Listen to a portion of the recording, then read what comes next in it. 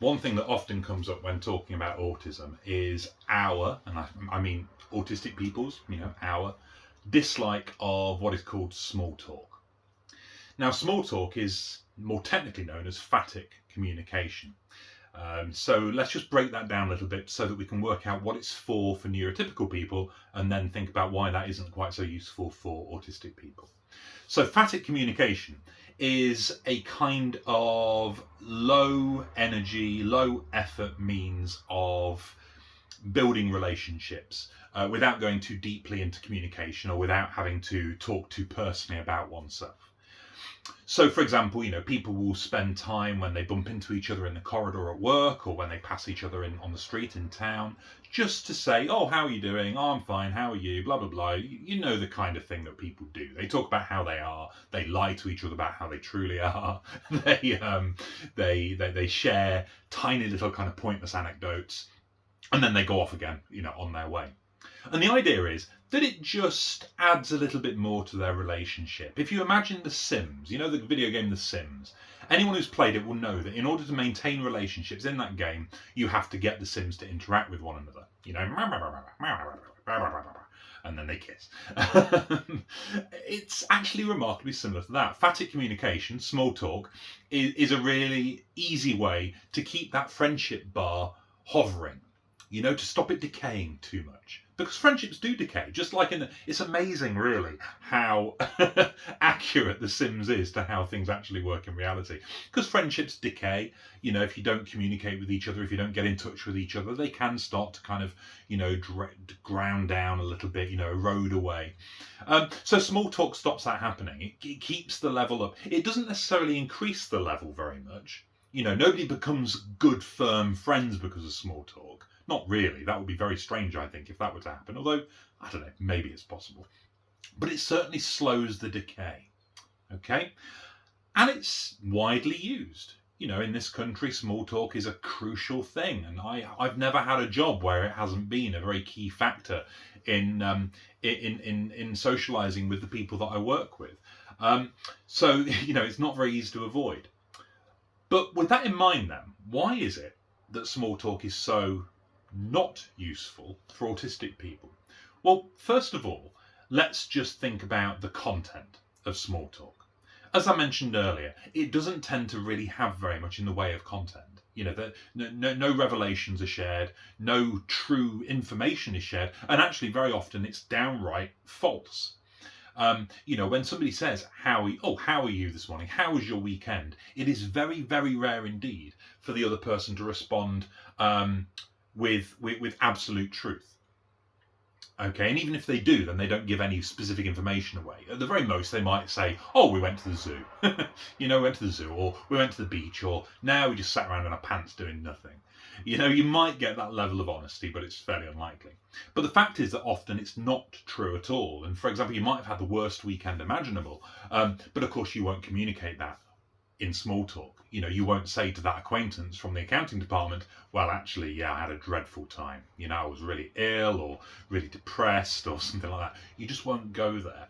And that's the first reason why small talk isn't particularly useful or desirable, I think, for autistic people, because I honestly believe, from my own experience and the experience of people I've spoken to over the years, that autistic people kind of value communication quite highly. What's said has to have some kind of purpose or reason behind it that is kind of immediately apparent, rather than just being a vague thing. So this idea of not being honest, not being truthful in your responses to small talk questions is kind of bad for autistic people.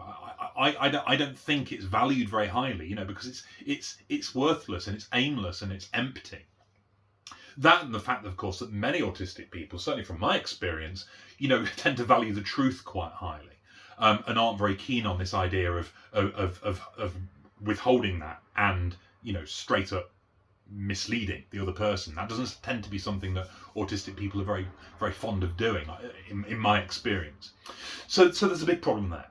Number two is that in having to lie, or in having to withhold truth, or in having to withhold information, autistic people can become unstuck with that very, very easily. And by that, I mean, because we don't necessarily know those rules to begin with, when we first start out in our small talk odyssey journey, we can mess it up really easily.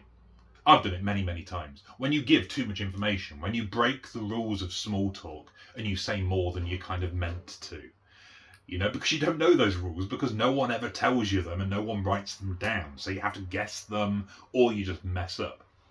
So what that means is that many autistic people will have had dreadfully embarrassing experiences of small talk going horribly wrong by saying too much, by opening up a little bit in that way that is not acceptable in that circumstance. And it stands to reason that if that happens a lot to you, if that's your experience of small talk, then obviously you're not going to like it very much. You're not going to enjoy it. You're not going to value it. You're not going to see it as being a positive in your life. In fact, you're going to see it as being really tricky and difficult to negotiate, and a potential source of real misery and sadness, which I think is quite considerable. So, all told, then you've got these two really big reasons why small talk just isn't a very good idea at all. Why autistic people really aren't going to enjoy it. Then number 3, you've got the fact that with all of this going on in the background, small talk for autistic people becomes just not worth the risk, given the likelihood of some kind of pretty severe negative response happening. I think autistic people, I know that I feel this way, certainly have to really weigh up, is this interaction worth it? Because obviously, as we discussed, small talk has very tiny effects on the level of a friendship. Really doesn't have a huge amount of kind of power.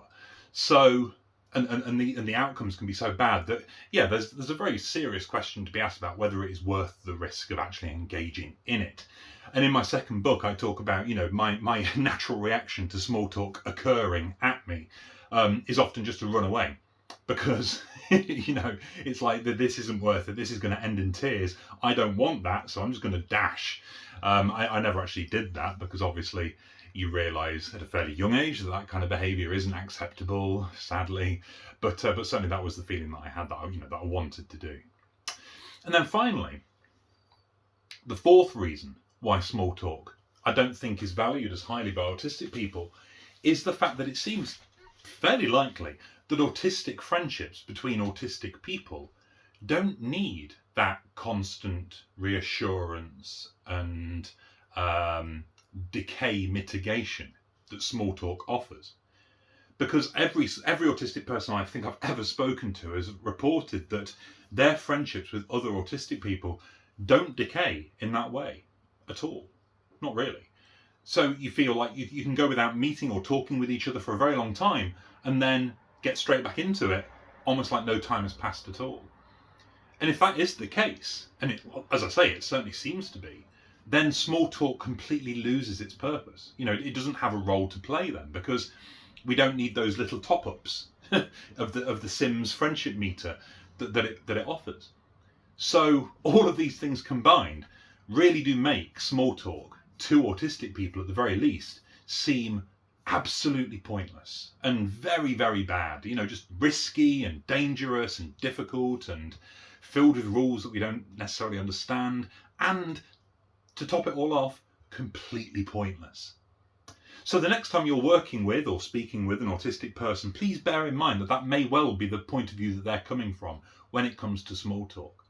Forgive us if we get the rules wrong and open up a little bit too much when you ask us, how was the weekend? Forgive us if we walk past you saying hello, but nothing more. Because why would we do anything more than that? It's too risky and it doesn't achieve anything. Be patient with us when we don't adhere to your rules, because the rules are different for us. That's something I strongly believe in.